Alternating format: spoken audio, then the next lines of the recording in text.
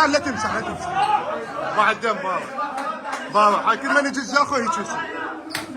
بابا بابا اوقف خلي باع الدم بابا.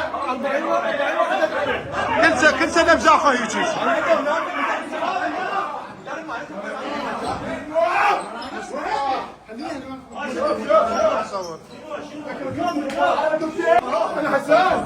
شويه نهاد شويه ابو محمد صلاح.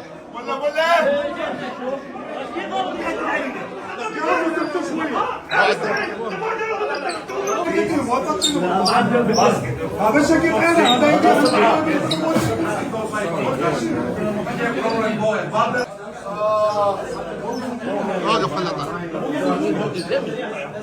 شنو عوفه؟ هاي الفريق محصور لحد هسه صار لنا فوق النص ساعه الفريق محصور. اي والله ما يقبل.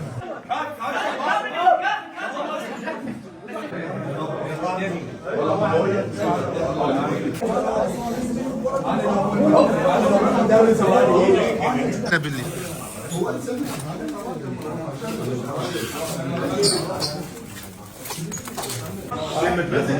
هاي باع واقفين منا جاي يصورون ومحصورين وماكو لا من الملاعب ولا شيء كل شيء ماكو هم وياهم من الملاعب.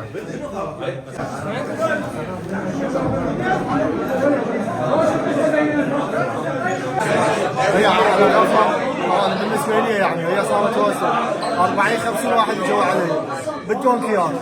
واحد ضربني بدونكي هنا هاي هواي مالك ضربني بدونكي هنا بايدي يعني صديته اللي يضرب وجهي صديته جبيدي هاي ساعد بكسر هنا هو المقدم حتى من الملاعب وياه حتى بعيني شفت واحد من الشرطه يقول دونكيات بالجمهور يعطوني شبكه وجا واحد من الجمهور شفت اسئله الدونكي من الشرطه المقدم يسير عليه